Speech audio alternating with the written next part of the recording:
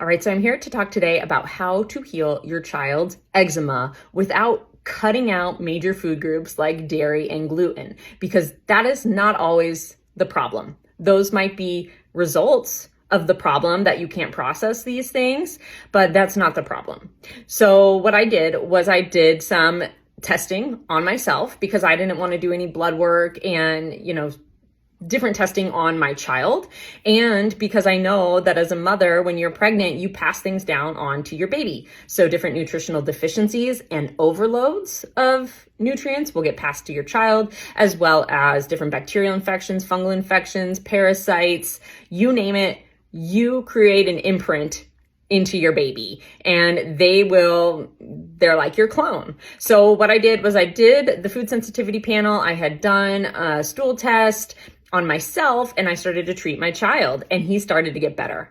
So previously, since pretty much he had been born, he had itchy skin, it would bleed, we'd have to keep him in pants all the time because it was just so bad. And we tried everything. We tried everything topical, changing his lotions, changing the bath soap that we were using, doing different scrubs, getting rid of dairy, getting rid of gluten, and nothing helped. And what helped was when I took a bio-individual approach to his health.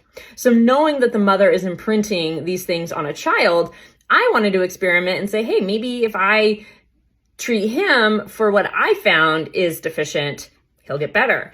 And lo and behold, he did get better. It took, a couple of months to really reformat his body. And what I found for me was the problem came to my food sensitivities. So like I said, dairy wasn't a problem. He continued to eat full fat Greek yogurt throughout this entire process. What I did find out through the data that I analyzed was whey was a problem. And whey is the type of protein powder that we were eating.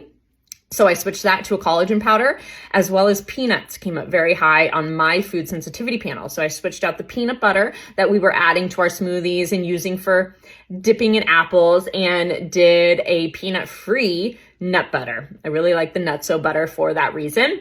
So we use those food sensitivities to remove those two things from his diet. I also included some leaky gut support, some intestinal barrier support, because that is very important for how you are absorbing your nutrition, as well as how those food antigens stay out of your blood. So if you have leaky gut or intestinal permeability, food antigens are going to get into your blood and that is going to spark an immune reaction and create a rash. So I started to do the intestinal permeability support. I removed those two food sensitivities. I also knew from my micronutrient panel that I was severely deficient in B vitamins. So I started to give him some increased B vitamins and some additional mineral support and a multivitamin. And within a matter of months, he was completely better. Months and months later, his skin is completely clear. There is no itching to be found. It's wonderful. And so this just really goes to show that what's mainstream might not work for you. Removing complete food categories like dairy and gluten can also increase more nutritional deficiencies. So for instance, a gluten-free diet is going to be very low in selenium and vitamin B6, some things that are really, really important to our health.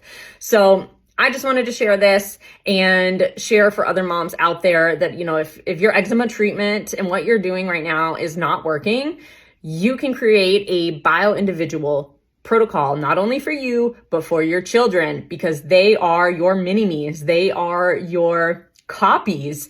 And what's going on with you is probably also going on with them, which completely turned out to be true when my son's skin went from bleeding and itchy and absolutely horrible. People would say, oh my gosh, is your kid okay? I remember having to cover him up so no one would even see how bad his skin was because I just felt so bad. I felt like it was my fault. And it kind of was because I hadn't done the proper support pre-pregnancy to make sure I didn't have vitamin deficiencies and to make sure I didn't have vitamin overloads and to really care about the integrity of my gut system. So I hope that encourages you. If you need any support or you want to run any of these tests on yourself and help your children, please reach out.